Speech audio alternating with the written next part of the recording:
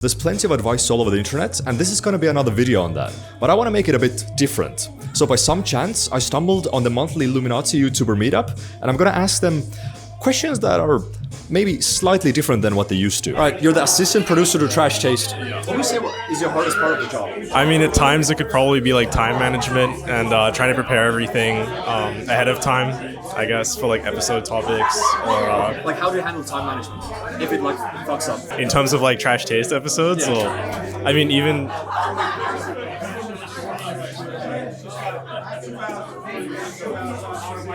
Anyway, I mean, for today's shoot, can't really say too much about what we did, but I mean, it's always just leaving extra time in the schedule, planning ahead, allowing for 7 coffee breaks in a day. You know, I mean, at this point, it's kind of like unexpected to try to, like, I guess the talent's just gonna go over the original plan, right? So if it says a 20-minute drive, expect probably to allow 40 minutes in between frequent breaks. If it's TT episodes, though, I mean, we have like pee breaks and stuff, so usually the boys will just ask me like, oh, what time are we at? And then, yeah. So just plan extra breaks. Yeah, exactly. Whenever somebody sends designs, you like go over them and choose like which works, right? Yeah. What if you don't like the design? Like it's really bad. What do you do then? I tell them that the design can use work. Do you like have any other like pointers or just like try again? I mean, at the like you're talking like merch, right? Yeah. Yeah, I mean, at the end of the day, it's like, okay, if you think this is a design that works well, then we'll try to like, you know, utilize that as much as possible. But we'll also give you our personal opinions as well, like what we think will work. Oh shit, nice beard. Oh my god. Well, you've been growing, right? Yeah. Yeah, that looks Since good. the start of the year. Okay, I want to ask, Don't hold it. when you're filming for people, Yes. and they want to film something that you don't want to film, and you think it's shit, what do you do? Film it for them. Yeah. Because I get paid. That's good advice. All right, Nabi, you work under big people. How do you satisfy big boys? I have a big... Whenever you're streaming, something fucks up. How do you handle it? You gotta roll with it. That's how it's streaming. A lot of people get stressed out when stuff goes wrong. Everything about filming and streaming is about managing expectations and when it goes wrong, about how to bounce back. It's just part of the job. It happens. You gotta be okay with it. Do you ever feel like you have a topic in mind, you start streaming and it's shit? Yeah, but you again, you have to commit to it. You thought the idea was good at one point, so why not like trust yourself and try? Even though I'm sometimes a fucking idiot, now it's wrong. But you have to fully commit to things.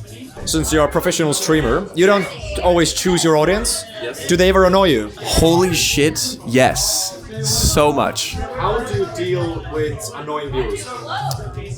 I ignore them.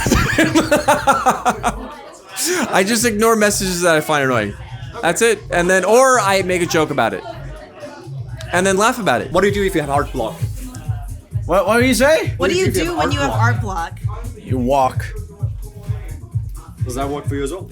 I clean your house. I don't get art block that often. Alright, you just go to. I get it often. You just gotta take a shower, go to the toilet, walk around.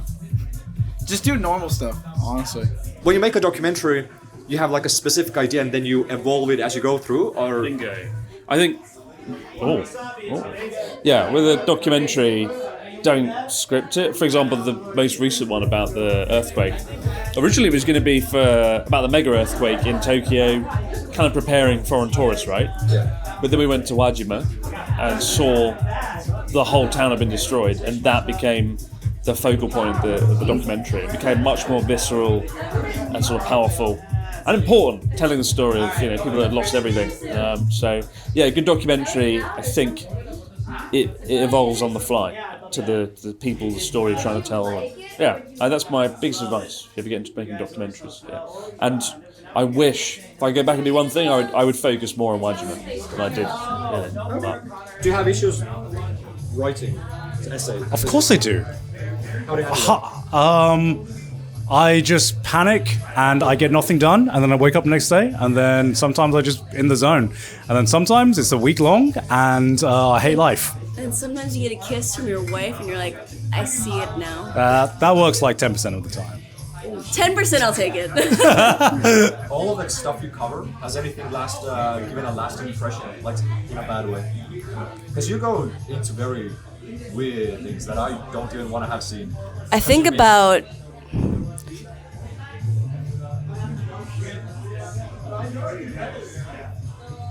You don't speak the language. How do you approach a person and like make friends with them? I think that in Japan or any culture, anytime you can ask questions and get to know somebody better, it's easy to talk. Anybody can talk and say a lot of things. It's much, much harder to listen. And if you can master that skill and take in information that people give you, then you can be a great orator, you can be a great communicator. What'd you say? And you can make friends like abroad in Japan, just like me, and then live in their shadow forever. My advice is to, if you're an artist, sleep. It helps you. Sleep. You need sleep. I want to sleep.